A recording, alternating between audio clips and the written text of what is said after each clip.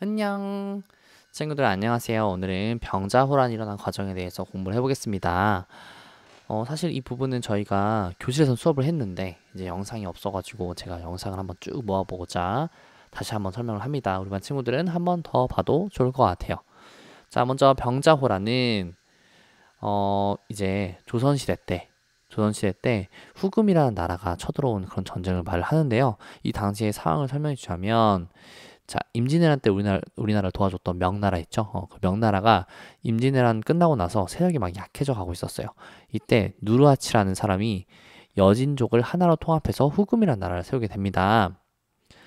자, 이에 명은 후금을 물리치려고 조선에 군사 지원을 요청했는데요. 하지만 광해군은 세력이 약해진 명과 새롭게 강대국으로 성장하는 후금 사이에서 신중한 중립 외교를 펼치면서 전쟁에 휘말리려 하지 않았습니다. 그러나 광해군의 중립 외교 정책을 비판한 세력은 명이 베푼 은혜를 저버린 것이라고 하면서 광해군을 쫓아내고 인조를 왕으로 세웠습니다. 그리고 명을 가까이 하고 후금을 멀리했습니다. 명과 전쟁 중이던 후금은 명을 돕는 조선을 굴복시키고자 조선에 쳐들어왔다. 조선의 관군과 의병이 후금에 맞서 싸웠으나 전쟁에 패했고 조선과 후금이 형제 관계를 맺는다는 조건으로 전쟁을 끝냈다. 이 전쟁을 바로 정묘호란이라고 합니다. 광해군이라는 조선의 왕은 그러니까 어떻게 보면은 실리를 추구한 거죠. 이제 우리나라를 도왔던 명나라를 돕는 게 어떻게 보면 맞기도 하지만, 근데 또 새롭게 이렇게 막 떠오르는 후금을 적대 관계를 맺게 되면 우리나라가 또 힘들잖아요. 그러니까 적당히 중간에서 이제 명나라한테는 야, 우리가 군대 보내줄게라고 해놓고 후금한테는 야, 우리는 너네랑 싸울 마음이 없어. 그냥 싸우는 척만 하는 거야. 그러니까 사이좋게 지내자. 이렇게 중립 외교를 펼치게 됩니다. 어느 편도 아니라는 중립 외교라는 거죠. 하지만 결국은 이게 꼬투리가 되고, 그리고 또 광해군이 이제 왕위에 오르면서 살짝 어떤 트러블이 있었어요.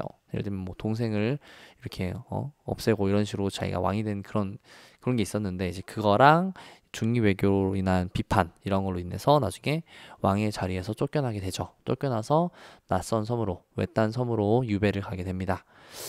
자, 이후에 후금은 세력을 더욱 키워서 나라 이름을 청나라로 바꾸게 되는데요.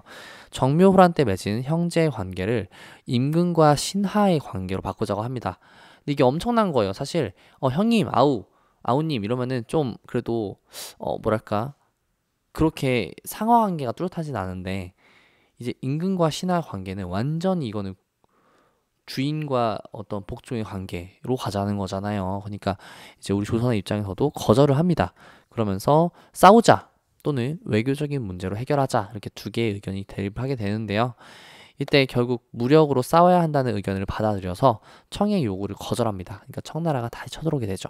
이게 바로 병자호란이라고 합니다. 그래서 이때 임금이었던 인조가 남한산성이라는 산성으로 피신해서 청과 맞서 싸우게 되는데요.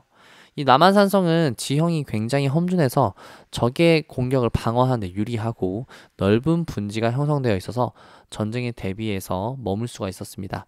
이 분지라고 하는 거는 산으로 둘러싸인, 산을 넘어가면은 이제 평평한 평야가 있는 거예요. 평야가 있기 때문에 이제 산을 기준으로 산에서 외적의 침입을 막고 그 안에 있는 분지에서 백성들을 살게 하면서 농사도 짓고 이런 식으로 버틸 수 있었다는 거죠. 자, 하지만 남한산성은 이제 전쟁을 위한 그런 장소가 아니었어요. 이제 긴급하게 피난 갔던 그런 곳이었기 때문에 전쟁 준비가 제대로 되어 있지 않았고 식량 또한 부족했습니다. 갑자기 많은 백성과 군사가 갔으니까 당연히 식량이 부족했겠죠. 이때 서원의 신하들은 청군과 끝까지 싸워야 한다는 견해와 싸움을 멈추고 화해하자는 견해로 나누어져 있었는데요. 하지만 점점 상황이 불리해지고 강화도가 함락되는데요.